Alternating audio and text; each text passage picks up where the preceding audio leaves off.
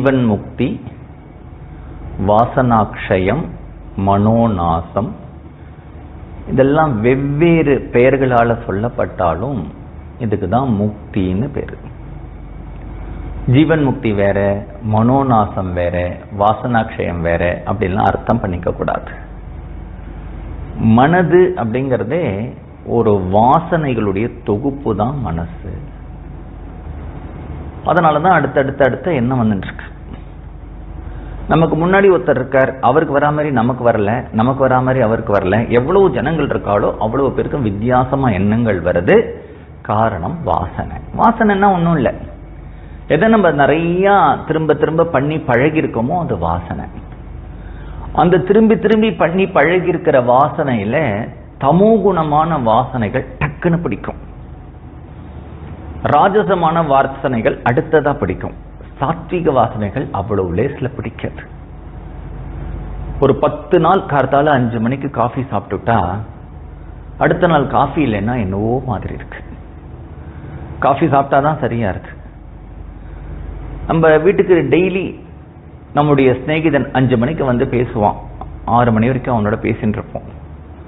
ஒரு 2 மாசம் அப்படி பழக்கமாயிடுச்சு. ஒரு நாள் அவன் வரலைன்னா மனசு அவனை எதிர்பார்க்கிறது, அவன் வராததை நினைச்சு ஏங்கிறது, ஏன் வரலன்னு கவலைப்படுறது. ஒரு பழக்கம் பத்தியல. ஆனா இப்ப நம்ம டெய்லி பகவானை பூஜை பண்ணிட்டே இருக்கோம், வருஷ கணக்கா பூஜை பண்றோம். ஒரு நாள் உடம்பு சரியில்லை, பூஜை பண்ணலாம், இன்னைக்கு பூஜை பண்ண முடியலையே நினைக்கிறதா, அப்பா இன்னைக்கு ரெஸ்ட் எனக்கு அப்படின்னு நினைக்கிறதா?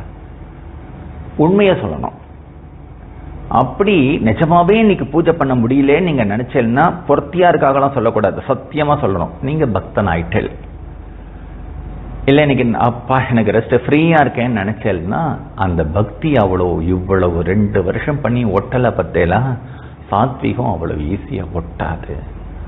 தாமசம் டக்குன்னு ஒட்டிடும், சோம்பேறித்தனம் ஒட்டும், தள்ளி போடுற தன்மை ஒட்டும், பொழுதுபோக்கு ஒட்டிடும்.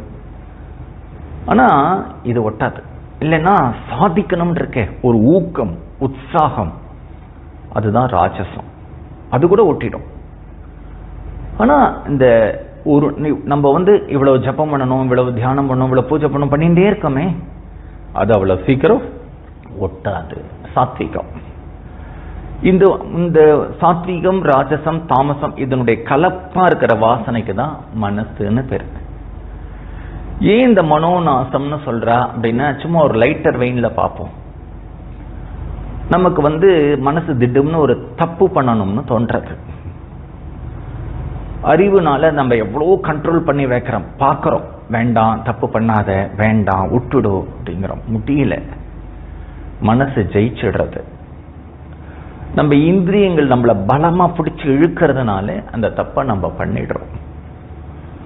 அந்த இந்திரியங்கள் சாட்டிஸ்ஃபையே பண்ண முடியறதில்ல. நமக்கு 80 வயசு ஆயிடுச்சு, நிறைய இட்லி சாப்பிட்டோம், நிறைய தோசை சாப்பிட்டோம், நிறைய பலாப்பழம் சாப்பிட்டோம். இந்த நாக்குங்கிற இந்திரியத்துக்கு திருப்தி வந்ததா? இன்னும் குடுன்னு கேட்கறது. எவ்வளோ காட்சிகள்லாம் பார்த்தாச்சு. இந்த கண்ணுங்கிற ஒரு இந்திரியத்துக்கு திருப்தி வந்ததா? இல்ல ஒரு தடவை அமெரிக்கா போயிட்டு வா, ஒரு தடவை நம்ம செத்து போறதுக்குள்ள சுவிட்சர்லாந்து போயிட்டு வந்துடணும் அப்படின்னு தோன்றது. அதே மாதிரிதான் எந்த ஒரு இந்திரியத்தையும் நம்மளால சாட்டிஸ்ஃபையே பண்ண முடியல, திருப்திங்கிறதுக்கு வரவே வராது. அந்த இந்திரியங்கள் ஆசைப்படுறதுனால இவனை தவறான ஒரு வழிக்கு, தவறான செயலை செய்ய வச்சுடுறது. செய்ய வச்சா அந்த மனசு அதோட இருக்கணும் இல்லையா? 10 நாள் கழிச்சு அவனுக்கு ஒரு கில்ட்டி கான்சியஸை உண்டு பண்றது. இப்படி பண்ணலாமா, நீ இப்படி தப்பு பண்ணிட்டியே, இது நியாயமா? யார் இதை கேட்கிறான்னா, எந்த மனசு இவனை பண்ண வச்சதோ அதே மனசுதான் இந்த குற்ற உணர்ச்சியும் உண்டு பண்றது. இவனை குற்ற உணர்ச்சினால கொல்றது.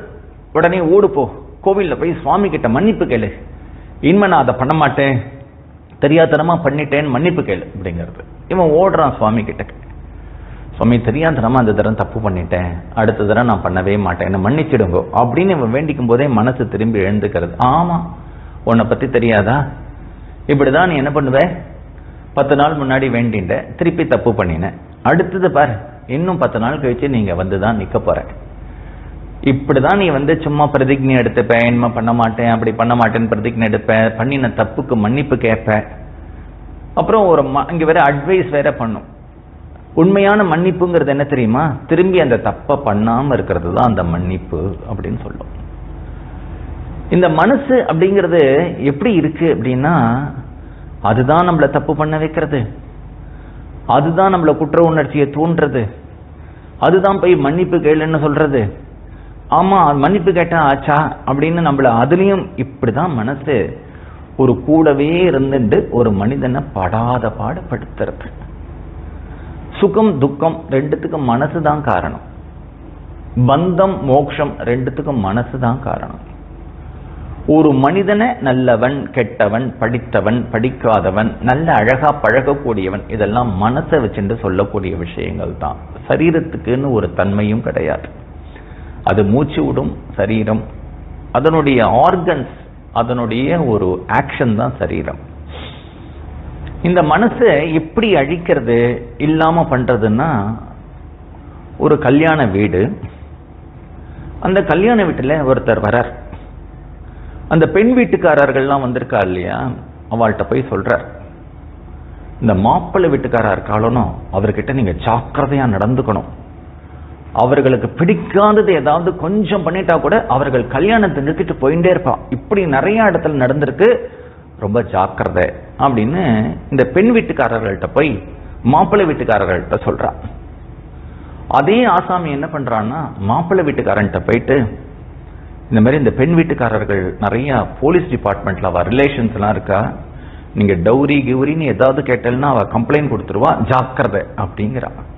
இவாள்கிட்ட போய் இப்படி சொல்றான், அவள்கிட்ட போய் அப்படி சொல்றான். ரெண்டு பேரும் இவனை கண்டு பயந்துன்னு இருக்கா.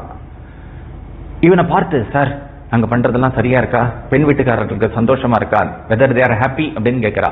இவா கேட்கிறா, பிள்ளை வீட்டுக்காரெல்லாம் ஹாப்பியா இருக்காளா, அவளுக்கு ஒன்றும் குறைய இல்லையே அப்படிங்கிறா. ஒரு சமயம் இவன் வரும்போது என்ன ஆகுதுன்னா, இந்த மாப்பிள்ளை வீட்டுக்காரர்களும் பெண் வீட்டுக்காரர்களும் ஒரு நாற்காலி போட்டு பேசிட்டு இருக்கான். பேசிட்டு இருக்கும் எதிர்ச்சியா அவன் டக்குன்னு அங்க வந்தான். வந்தவொடனே இவன் ரெண்டு பேருமே அவனை வாங்குவாங்கன்னு சொல்லிட்டு, உங்களுக்கு ரொம்ப வேண்டியப்பட்டவர் இல்லையா, உங்களுக்கு ரொம்ப வேண்டியப்பட்டவர் இல்லையா அப்படின்னு ரெண்டு பேரும் பார்க்கும்போது அவன் அங்கேருந்து நழுவி காணாம போயிட்டான். ஏன்னா நம்மளுடைய வெட்ட வெளிச்சம் ஆயிடும், நம்ம ஒரு ஸ்ட்ரேஞ்சர் அப்படிங்கறது தெரிஞ்சிடும். நம்ம ரெண்டு பேருக்கிட்டையும் பொய் சொல்லிட்டு இந்த கல்யாணத்துல நமக்கு ஒரு கௌரவத்தையும் மதிப்பையும் சம்பாதிச்சுட்டு இருக்கோம். அவ ரெண்டு பேரும் சேர்ந்துட்டா நம்ம குட்டு வெளிப்பட்டுடும் அப்படின்னு அவன் ஓடி போயிடுவான் இல்லையா. அந்த மாதிரி மனசை அழிக்கிறதுக்கு ஒரே ஒரு வழி என்னன்னா, இந்த மனசை விசாரம் பண்ணணும். இப்படி இவன் யாருன்னு விசாரம் பண்ணினா அவன் அங்கேருந்து காணாம போயிடுறானோ. நீ என்ன போட்டு இவ்வளவு படாத பாடுபடுத்துறிய, நீ யாரு, மனசுனா என்ன அப்படிங்கறத நம்ம திரும்ப திரும்ப திரும்ப, ஏன்னா நமக்கு ஒரு சத்ருவா இருந்தாலும் அவனை பத்தி சரியா தெரிஞ்சுக்கணும். அப்பதான் அந்த சத்ருவை நம்மளால ஹேண்டில் பண்ண முடியும். ஒரு நண்பனா இருந்தாலும் அவனை பத்தி சரியா தெரிஞ்சுக்கணும். அப்பதான் அவனோட நீடூழியான ஒரு சிநேகிதத்தை நம்மளால வச்சுக்க முடியும். அது மாதிரி மனதுன்னு என்னன்னு தெரிஞ்சாதானே அந்த மனசை அடக்கிற தியானமோ இல்லைன்னா மனசை பத்தியான விசாரமோ மனோநாசமோ ஏற்படும். அதனால இந்த மனதை பத்தி நம்ம அது என்னன்னு தெரிஞ்சுக்கிறதும் அதை பத்தி விசாரிக்கிறதும் தான் மனோநாசம் ஏற்படுறதுக்கான ஒரு வழி. மனசுனா என்ன, இந்த மனசுனா என்னன்னு தெரிஞ்சுக்காம நம்ம பண்ணக்கூடிய ஜப தியானங்கள்லாம் அவ்வளவு சீக்கிரம் பலன் தராது. மனசுங்கிறது என்னன்னு தெரிஞ்சுட்டு அடிக்கடி விசாரம் பண்ணினாலே நம்ம கொஞ்சம் கொஞ்சமா சாந்தமா போயிடுவோம். வேதாந்தத்துல மனோநாசம், ஜீவன் முக்தி, வாசனாக்ஷயம் அப்படின்னு சொல்றதெல்லாம் திருத்தணி முருகன், ஒரு திருவளம் பக்கத்துல ஒரு மகாத்மா இருந்தார், திருவளம் சுவாமிகள்னு பேரு. அவருக்கு முருகன் அடிக்கடி முருகனே குருவா உபதேசம் பண்ணுவான். நிறைய உபதேசம் பண்ணியிருக்கான் அவருக்கு. மூத்தோர் சொல்லும் முழு நெல்லிக்காயும் முன்துவக்கும் பின்னினிக்கும் பேசாதிருந்தும் பழகுக. அதே மாதிரி நிறைய சொல்லுவார். அப்பப்ப அவருக்கு என்னென்ன உபதேசம் தேவையோ அவர் 12 வருஷம் மௌனமா இருந்தார். முருகன் அவரை பேசாதிருந்தும் பழகுக, நீத்தாரை போல் திரி அப்படின்னு உபதேசம் பண்ணிட்டு வந்த முருகன் கடைசியா அவருக்கு பண்ணின உபதேசம் மனமே நீச்சன், நீச்சனை நீக்கினால் ஈசன் அப்படிங்கிற இங்க வேதாந்தத்துல மனோநாசம்னு சொல்றத மனமே நீச்சன் நீச்சனை நீக்கினால் ஈசன் அப்படின்னு அழகா ஒரு சின்ன வரியில ஒரு பெரிய உயர்ந்த தத்துவத்தை திருத்தணி முருகன் அவருக்கு உபதேசம் பண்ணினார்.